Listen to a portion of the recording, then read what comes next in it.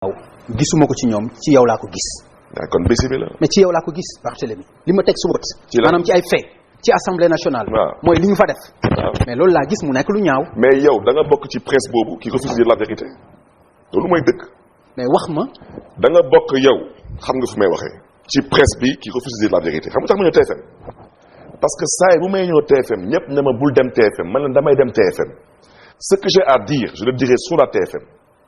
yéen votre groupe là moo xam seen journal seen radio seen télé yéen est-ce que yéen wax ngeen les violations du règlement intérieur vous devez informer juste et vrai vous ne l'avez pas fait vous ne l'avez pas fait am ngeen nag droit féetoo gauche wala droite wante vous n'avez pas le droit de ne pas dire la vérité non di nga ma bàyyi ma wax di nga ma bàyyi ma wax Pape di nga ma bàyyi ma wax Papa Ngagne Papa Ngagne di nga ma bàyyi ma wax Papa Ngagne di nga ma bàyyi ma wax la presse sénégalaise tey la presse sénégalaise tey est mal vue par les Sénégalais ce n'est pas le caméraman ce n'est pas le journaliste ce n'est pas le photographe on parle des patrons de presse loolu may wax ci te duñ ko raay yow mënoo nekk ma ñëw rek s'il te plaît mënoo nekk assemblée nationale parce qu'on parle de l'assemblée Pape di ma may ma wax Pape xam nga dama ne lu ma bëgg ñu d'accord ci ba pare Pape da nga ma poser question di nga ma may ma wax posé wu ma la question dama wax li ma xalaat ci li nga def assemblée nationale mais dama bëgg nga dégg da nga poser question ak teg ci yokk ci affirmation c'est très grave ci man lu ma gis yow yaa def lu ñaaw Pape Ngagne damay poser une question Macky Sall est candidat à l'élection présidentielle Papa Ngagne est candidat à l'élection présidentielle Massamba Lé et Mademba Lé ngeen dem déposer seen caution CDC caisse de dépôt et de consignation ñu jox leen seen récépissé ngeen dem conseil constitutionnel valider seen ay candidature jour élection bi ñu dugg ci ay centre de vote dugg ci bureau de vote il n'y a que le bulletin de Macky Sall est-ce que yow di nga ko nangu yow doo ko nangu doo déposer sa caution conseil constitutionnel enregistré sa candidature jour élection ñu ne la yow ce bulletin nekku fa c'est ce qui s'est passé à l'Assemblée nationale ma candidature a été enregistrée en bonne et due forme ainsi que bossu Lamine Thiam ak bossu Ahmed Aïdara au niveau du secrétariat général de l'Assemblée nationale secrétaire général de l'Assemblée nationale mu may dégg en bonne et due forme heure vote jot amul fenn fu ñuy wax ci règlement intérieur que président de séance am na pouvoir indi gendarmerie amul fenn fu ñu bind fii. non si loolu am na. amul non si loolu am na yow. amul non yow itam. Pape bul wax loolu. Pape nañ amul taxaw fenn ba pare nañ taxaw fenn. waaw Barthélémy xam nga fu ma bëgg ñu taxaw ci. mooy li ngay wax ci groupe GFM wax loolu am. non si waxoo lu am. je maintiens mes propos non mais d'accord sañ nga ko. je maintiens mes propos ba ñuy xeex Ablaye Wade fii gisoon nañ taxawaayu Youssou Ndour te manqué nuyu au passage suma grand la.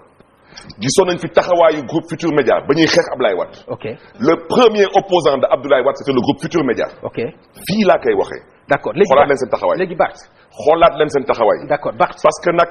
vous refusez de dire ce qui s'est passé à l'Assemblée nationale. Il y a eu plus d'une quinzaine de violations du règlement intérieur de l'Assemblée nationale. léegi Bart. dama ne on a exercé un droit. balaa gendarmerie dafa dugg. dóoruñu kenn xeexuñu ak kenn. liiral ma article 156 bi lan la wax. balaa ma leen lire article 156. non mais attends non s'il te plaît on commencera d'abord par l'article 51. non. balaa ma leen lire l'article 156. avant 156 c'est d'abord 51 52 53 ñuy dem. parce que une loi a d'abord un esprit. j'ai été législateur. je suis redevenu législateur. l'article 51 xam nga lu mu wax. dafa ne député boo gis. jour bu ngay entrer en fonction ak installation bokkul. on parle français. parce que fii binduñu ko ci wolof dañu ko bind ci tubaab dañu ne jour bu conseil constitutionnel di proclamer résultat définitif jour boobu la Barthélémy Dias nekk député parce que à partir de jour boobu Barthélémy Dias a une immunité parlementaire à partir de jour boobu Barthélémy Dias am na juróom-ñetti fan pour démissionner entre ministre ak député fan ngeen mësee gis ministre di toog en même temps nekk député ci assemblée nationale mooy benn bu ñu njëkk a kaas. d'accord deuxième bu ñu kaas balaa ñu am président de séance ay huissiers ñëw di distribuer ay enveloppe ci enveloppe boobu ma ñëw rek s'il te plaît mais comment vous pouvez inviter quelqu'un vous ne laissez pas parler c'est scandaleux ça c'est tout de même scandaleux dama ne munoo nekk ministre ak député en même temps di siéger xanaa yéen loolu yéen journaliste yi yéen loolu gisu leen ko yéen ba may ñëw di wax am na ay enveloppe suma bulletin nekku ci loolu yéen déggu leen ma gisu leen ma. mais ñëpp ko dégg ci télé bi lañ ko wax ko ci rajo bi mais dañ ko wax ci rajo bi wax ko ci télé bi s'il te plaît mais dama ni la loolu mais man pareeguma mais Barthélémy le scrutin secret Barthélémy le scrutin secret Papa Ngagne ce règlement intérieur dañ ko bind xam nga pour lan un parti au pouvoir ça veut dire que dañu ne képp kuy candidat ñetti bulletin moo am. li nga wax ci assemblée nationale li nga wax ci violation parler donc li nga wax ci violation assemblée nationale parce que li nga wax parce que l'émission l'heure est tellement grave et vous êtes dans l'émotion laissez les gens parler vous avez refusé d'informer les gens mais l'émotion passée na di saaga un groupe comme ça di ci wax lu la neex Pape kenn saaga mais émotion passée na loolu j'ai fait un constat mais est-ce que émotion passée na loolu est-ce que toi tu crois que émotion mën na passer nga taxaw ne ma man sama ñaar te fa nga gis assemblée foo ko teg yow fan ko teg toi tu es qui pour me juger moi tu es qui pour me juger tu es un journaliste tu poses des questions je te réponds tu n'es pas un juge et tu n'es pas un enquêteur il faut qu'on apprenne à se respecter moi j'accepte de venir à tes émissions parce que je suis partant pour le débat contradictoire mais mënoo taxaw fii sa 6 ne ma yow Barthélémy Dias yow laa gis nga def ay ñaawte d'accord kon yow je pose une question député bu mais loolu sañ naa ko Pape député bu amoon sañ naa loolu man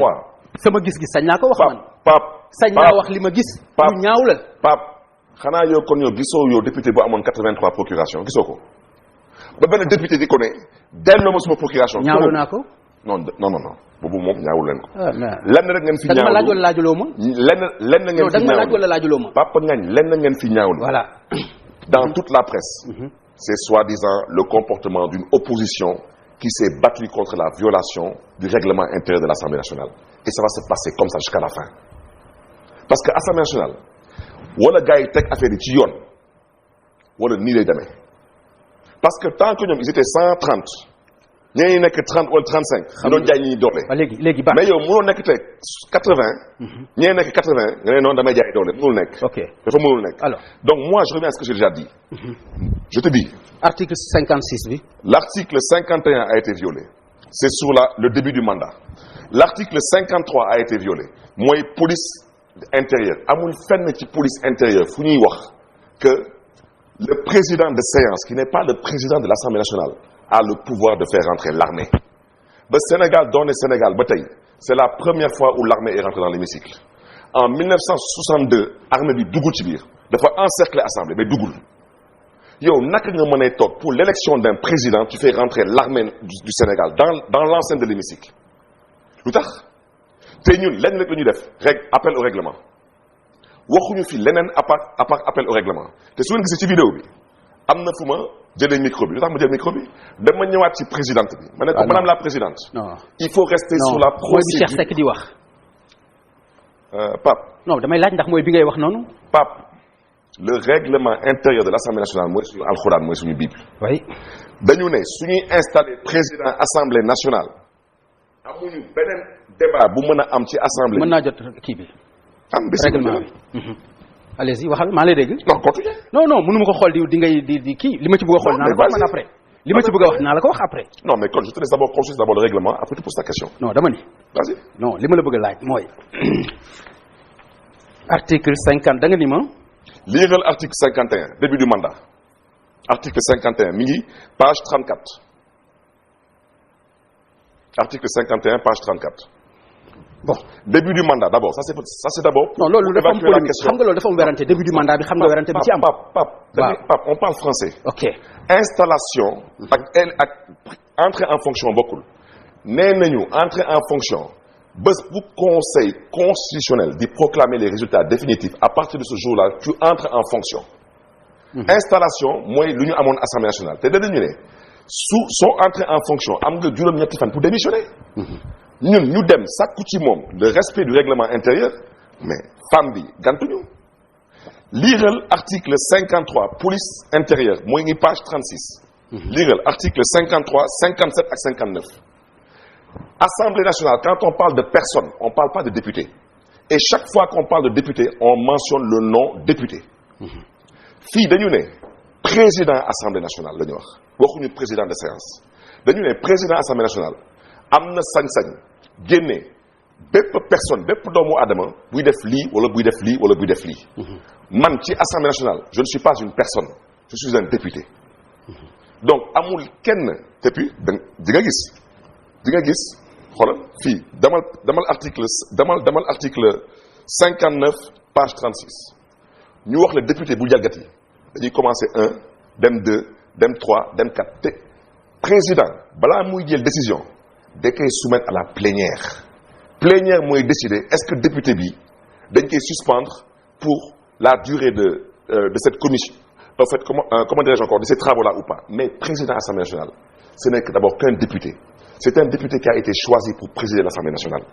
Ce qui s'est passé à l'Assemblée nationale du Sénégal est une violation flagrante du règlement intérieur de l'Assemblée. te scrutin secret mais scrutin secret lu tax ma ne la lii dañ ko nar a modifier parce que ils n'ont jamais pris en compte assemblée nar a ñëw am ñett ba ñeenti candidat moo tax ñu ne assemblée su ñuy fal président ñetti bulletin rek moo am bulletin candidat bi weex la soo ko bëggee votel da nga koy votel weex soo ko bëggee votel nga votel ko bleu soo bëggee mandu nga boole ñaari bleu ak weex waaw maintenant fan la règlement wax su amee ñetti wala ñeenti candidat nu muy demee waxu ko fenn moo tax ñu ñëwoon daf leen proposition ñu ne leen comme fii ñu mënul bind ak ñu mënul lire dañ fi xaw a bëri et la preuve règlement bi nee na su ñuy fal le président de l'Assemblée doyen d'âge buy yéeg waxuñu day nekk doyen d'âge day nekk doyen d'âge bu mën a bind ak mën a lire su ñu demee ba ne bind ak lire dafa am lu tax ñu ne bind ak lire ñu ne ñiy toog ak président de séance boobu day nekk ñaar ñu gën a féetoo ndaw mais tamit ñu mën a lire ak bind waaw maintenant assemblée nga am fa ay député mënuñu lire mënuñu bind yow naka nga mën a jóg jël benn bulletin bind ci turu xaw ma waa ji Diop xaw ma naka bind turam jël soi-disant suma bos bind suma tur bosu Ahmed Aïdara nga bind turam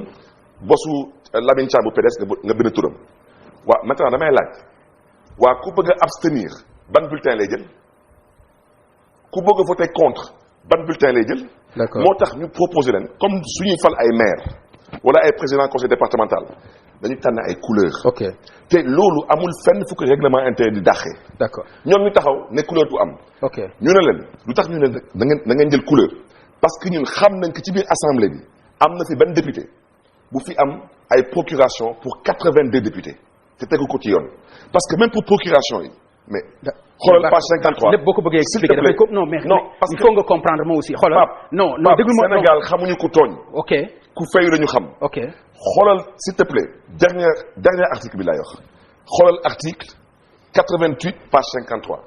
nee na pour que Barthélémy Dias jox Pape Ngagne procuration Pape Ngagne votel ko Barthélémy dafa war a feebar indi preuve que dafa feebar wala Barthélémy tukki wala mais naka la Barthélémy Dias mën a nekk ci assemblée nationale toog Pape Ngagne di voter à sa place fan la am d'accord léegi Bart